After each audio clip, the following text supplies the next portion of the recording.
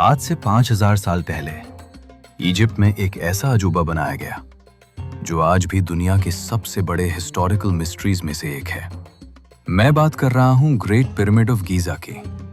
सोचो, उस वक्त ना क्रेन्स थी, ना मशीन्स, ना मॉडर्न टेक्नोलॉजी, फिर भी इंसान ने एक ऐसी बिल्डिंग बना दी जो लगभग 4000 साल तक दुनिया की सबसे ऊंची स्ट्रक्चर रही। ये पिरामिड मिस्र यानी इजिप्ट में बना हुआ है और इसे बनवाया था एक पावरफुल फारो ने जिसका नाम था खुफू। मगर सवाल यह है, 4500 साल पहले लोगों ने 6 मिलियन टन का यह पिरामिड कैसे बनाया? क्या इसे स्लेव्स ने बनाया था? क्या एलियंस ने मदद की थी? या फिर इसके पीछे कोई और सच छुपा हुआ है? आज की वीडियो में हम इसी मिस्ट्री को एक्सप्लोर करेंगे।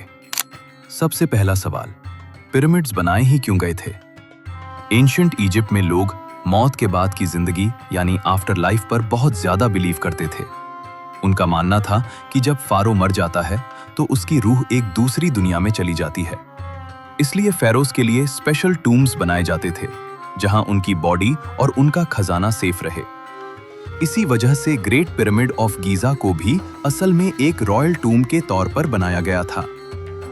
इस पिरामिड के अंदर कॉम्प्लिकेटेड टनल्स और चेंबर्स हैं जहां फेरो का सरकोफेगस रखा जाता था। मगर इंटरेस्टिंग बात यह है कि आज तक खुफू की मम्मी वहां नहीं मिली। इंटरनेट पर आपको पिरामिड्स के बारे में बहुत अजीब थियरीज मिलेंगी। कुछ लोग कहते हैं कि पिरामिड असल में एक पावर प्लांट था। कुछ लोग बोलते हैं कि यह ग्रेन स्टोरेज सिलो था जहां अनाज स्टोर किया जाता था। और कुछ कॉन्स्पिरेसी थियरीज तो यह तक कह देती हैं कि एलियंस ने पिरामिड्स बनाए। लेकिन जब आर्कियोलॉजिस्ट्स और हिस्टोरियंस ने एविडेंस स्टडी किया तो पता चला कि इन थियरीज का कोई स्ट्रॉन्ग प्रूफ नहीं है।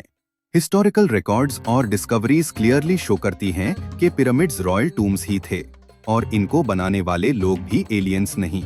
हॉलीवुड मूवीज और डॉक्यूमेंट्रीज अक्सर दिखाती हैं कि पिरामिड्स स्लेव्स ने बनाए, मगर मॉडर्न आर्कियोलॉजिकल रिसर्च कुछ और ही बताती है। साइंटिस्ट्स को पिरामिड के पास वर्कर्स के विलेज और ग्रेव्स मिले हैं। इन ग्रेव्स से पता चलता है कि वर्कर्स को अच्छा खाना मिलता था, मेडिकल केयर मिलती थी और उनको रिस्पेक्ट के साथ बरी किया गया था। अगर यह स्लेव्स होते तो उनके साथ ऐसा ट्रीटमेंट नहीं होता। इसका मतलब यह है कि पिरामिड्स स्किल्ड वर्कर्स और लेबरर्स ने बनाए थे जो एक ऑर्गेनाइज्ड वर्कफोर्स का हिस्सा थे। एस्टिमेट के मुताबिक 22,000 से 30,000 वर्कर्स इस प्रोजेक्ट पर काम करते थे। अब सबसे बड़ा सवाल, पिरामिड के ब्लॉक्स का वेट 2.5 टन से लेकर 80 टन तक हो सकता है। इतने हैवी स्टोन्स को लोगों ने मूव कैसे किया? एंशिएंट इजिप्शियन पेंटिंग्स में एक इंटरेस्टिंग टेक्निक दिखाई गई है। वर्कर्स लार्ज स्लेट्स पर स्टोन्स रखते थे और उनको सैंड पर खाईते थे। लेकिन एक प्रॉब्लम थी, सैंड में फ्रिक्शन बहुत ज्यादा होता है। इस प्रॉब्लम का सॉल्यूशन भी इजिप्शियन ने निकाल लिया था। वो सैंड को थोड़ा वेट कर देते थे कि वेट सैंड फ्रिक्शन को कम कर देता है और हैवी ऑब्जेक्ट्स को मूव करना आसान हो जाता है। इस सिंपल ट्रिक की वजह से मैसिव स्टोन्स को मूव करना पॉसिबल हो गया। स्टोन्स को ग्राउंड पर मूव करना एक बात है, लेकिन पिरामिड के टॉप तक कैसे ले गए? हिस्टोरियंस के मुताबिक इजिप्शियंस ने रैंप्स का सिस्टम यूज किया होगा। यह रैंप्स पिरामिड के साइड्स पर बनाए जाते थे जहां से स्टोन्स को धीरे धीरे ऊपर पुश किया जाता था। जब स्टोन अपनी जगह के पास पहुंच जाता तो वर्कर्स लेवर्स का यूज करते थे ताकि स्टोन को प्रिसीजली प्लेस किया जा सके।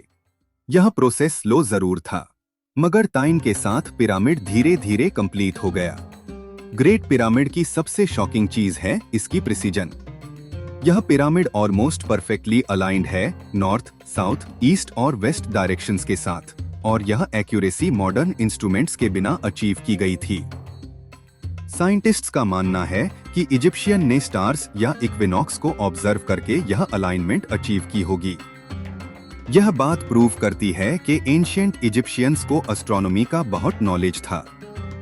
आज पिरामिड रफ और ब्राउन स्टोन का लगता है, मगर ओरिजिनली यह ऐसा नहीं था। पहले पिरामिड पॉलिश्ड व्हाइट लाइमस्टोन से कवर था। जब सनलाइट उस पर पड़ती थी तो पिरामिड बहुत ब्राइट शाइन करता था और दूर से भी क्लियरली नजर आता था। ग्रेट पिरामिड ऑफ गीजा सिर्फ एक बिल्डिंग नहीं, यह एंशिएंट ह्यूमन इंटेलिजेंस और इंजीनियरिंग का मास्टरपीस है।